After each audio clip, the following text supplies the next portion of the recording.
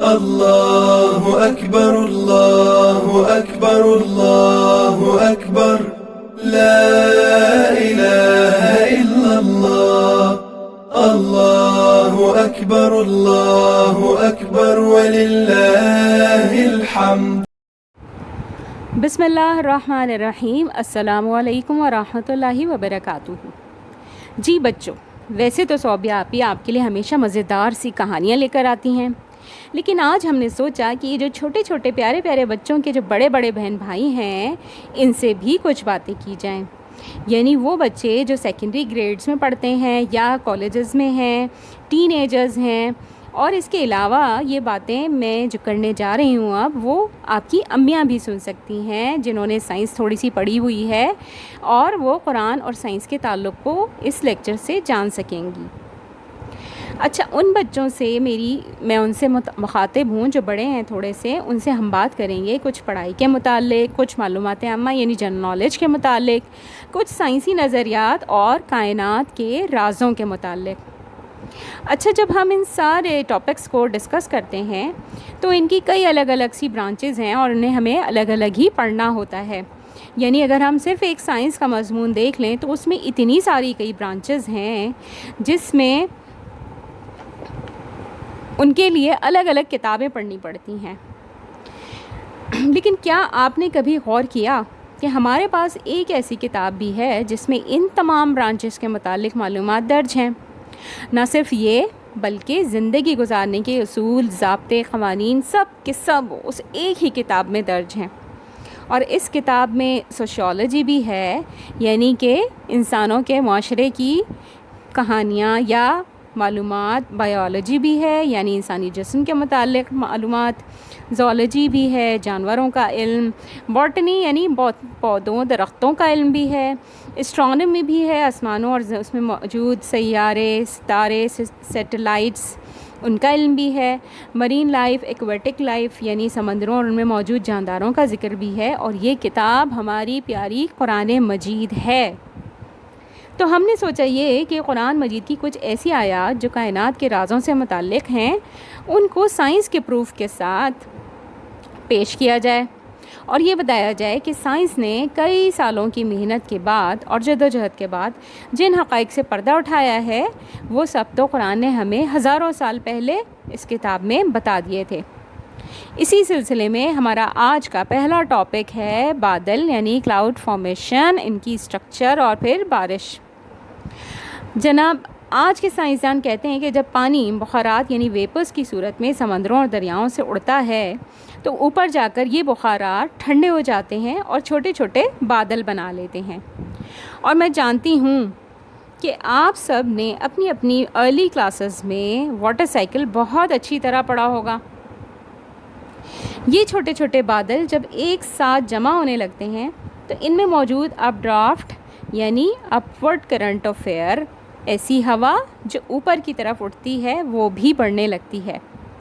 ہوا کی یہ لہر بادل کے درمیان میں سب سے زیادہ اسٹرانگ ہوتی ہے کیونکہ اس کے چاروں طرف وہ کولنگ ایفیکٹس ہوتے ہیں جن کی وجہ سے بادل بنتے ہیں۔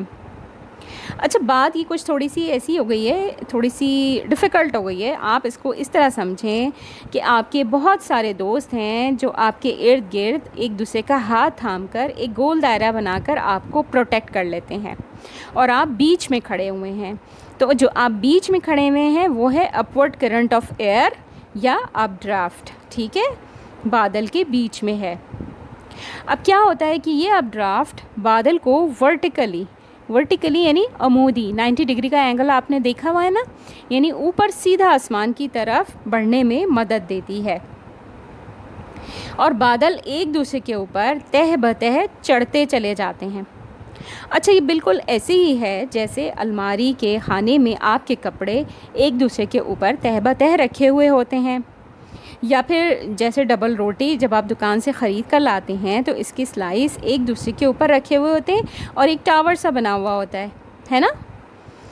تو یہ ورٹیکل گروتھ بادل کو جب وہ ٹھنڈے علاقے میں پہنچتا ہے تو پھیلنے میں مدد دیتی ہے۔ پھیلنا یعنی کہ اس کا والیوم بڑھ جاتا ہے بادل کا، ٹھیک ہے، یعنی کہ سمجھ لیں کہ وہ جو ٹاور تھا وہ تھوڑا سا پھیل کر بڑا ہو جاتا ہے۔ پھر اس میں پانی کے قطرے اور ہیل یعنی کہ اولے بننا شروع ہو جاتے ہیں۔ اچھا بھائی، آپ میں سے کس کس نے اولے پڑتے ہوئے دیکھے ہیں؟ ہاتھ کھڑا کریں ذرا۔ بہت سارے بچوں نے تو دیکھے ہوئے ہیں، اور جنہوں نے نہیں دیکھے انہیں میں بتا دیتی ہوں کہ جب بہت تیز بارش ہوتی ہے تو پانی کی بوندوں کے ساتھ ساتھ برف کے چھوٹے چھوٹے سے گولے بھی آسمان سے گرتے ہیں، اور انہیں ہم اولے کہتے ہیں، اور انگلش میں ہیل کہتے ہیں۔ جب یہ پانی قطرے اور اولے بہت بھاری ہو جاتے ہیں اور اب ڈرافٹ ان کو بادل کے اندر پکڑ کر رکھنے میں ناکام ہو جاتی ہے تو یہ بادل سے زمین پر گرنا شروع ہو جاتے ہیں بارش اور اولوں کی صورت میں۔ یہ تمام ریسرچ ایک سائنسی جرنل یا کتاب دی ایٹماسفیئر کے پیج نمبر 269 اور ایلیمنٹس آف میٹیورولوجی کے پیج نمبر 141 اور 142 سے لی گئی ہیں۔ اب دیکھتے ہیں کہ اس بارے میں قرآن ہمیں کیا بتاتا ہے۔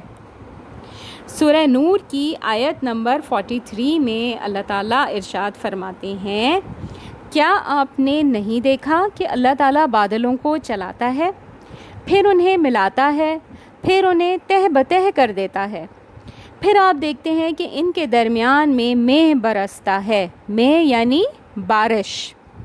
مسلمان سائنسدانوں نے انہی آیات کو پڑھ اور سمجھ کر کئی صدیاں یعنی سینچریز پہلے بارش اور اولوں کی حقیقت کو سمجھا تھا۔ میٹیورولوجسٹ یعنی ماہر موسمیات کو بادلوں کے بننے، ان کی ساخت، اسٹرکچر، ان کے برسنے کا طریقہ یعنی ان کی فنکشننگ اب معلوم ہوا ہے، جب ان کے پاس دنیا بھر کی ایجادات ہیں، جیسے ہوائی جہاز ہیں، سیٹلائٹس ہیں، کمپیوٹرز ہیں، ہاٹ ایئر بلونز ہیں، اور اس کے علاوہ بھی دوسرے بہت سارے ایکوپمنٹس ہیں جن سے وہ بہت ساری چیزیں یعنی ہوا میں نمی کا تناسب، ہیومیڈیٹی، اس میں کمی بیشی یا ایٹماسفیرک پریشر وغیرہ کے لیولز ناپتے ہیں۔ اور ہمیں یہ بات اللہ تعالیٰ نے کب بتا دی تھی؟ ہزاروں سال پہلے، جب ایسی کوئی ایجادات کا تصور بھی نہیں تھا۔ ہے نا حیران کن بات؟ اچھا، اسی آیت میں آگے چل کر قرآن ہمیں بارش اور اولوں کی حقیقت بھی بتاتا ہے، اور بجلی کی چمک کی بھی۔ پھر ہم اسی آیت کو آگے بڑھاتے ہیں، یعنی 43 سورہ نور۔ وہی آسمان کی جانب سے اولوں کے پہاڑ میں سے اولے برساتا ہے۔ اچھا، اولوں کا پہاڑ کسی نے دیکھا ہے کبھی؟ بھئی کبھی ایسا ہوا ہو کہ آپ گھر سے باہر نکلو اور ایک پہاڑ کھڑا ہوا ہے اولوں کا، اور اس میں سے اولے گر رہے ہیں؟ نہیں نا۔ تو اولوں کا پہاڑ کس کو کہا گیا ہے؟ بادل کو۔ پھر جنہیں چاہے ان کے پاس انہیں برسائے اور جن سے چاہے انہیں ہٹا دے۔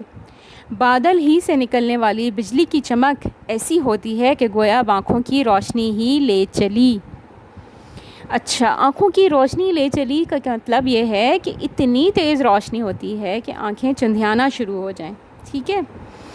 میٹیورولوجسٹ نے یہ پتہ چلایا کہ یہ بادل جو ورٹیکلی گروتھ کرتے ہیں ان کو سائنسی اصطلاح میں کیومولو نمبس کلاؤڈز کہتے ہیں، اور انہی سے اولے گرتے ہیں، یعنی ایک کے اوپر ایک جو طے لگاتے ہوئے بادل ہوتے ہیں وہ۔ اور وہ بادل آپ کو پتہ ہے، کین یو امیجن کتنے اونچے ہوتے ہیں؟ 25 سے 30 ہزار 25 to 30,000 فیٹ تک ہائٹ ہوتی ہے ان کی۔ اتنے اونچے ہوتے ہیں، اتنے اونچے تو پہاڑ بھی نہیں ہوتے، ہے نا۔ اور اگر ان بادلوں کو بس ایسے سمجھ لیں کہ اگر یہ بادل کبھی زمین پہ رکھ دیے جائیں تو یہ زمین سے 25 سے 30 ہزار فٹ تک اوپر چلے جائیں گے، اور زمین سے اتنے اونچے جو ہیں وہ صرف پہاڑ ہوتے ہیں، جیسا کہ K2 ہے یا ماؤنٹ ایوریسٹ وغیرہ وغیرہ۔ تو جناب، اسی لیکچر کو ہم مزید آگے بڑھائیں گے، اور اس آیت کو جو میں نے ابھی بتائی ہے اس کے بارے میں ہم تفصیل کریں گے اپنے نیکسٹ لیکچر میں۔ تب تک آپ سے اجازت۔ السلام علیکم ورحمۃ اللہ وبرکاتہ۔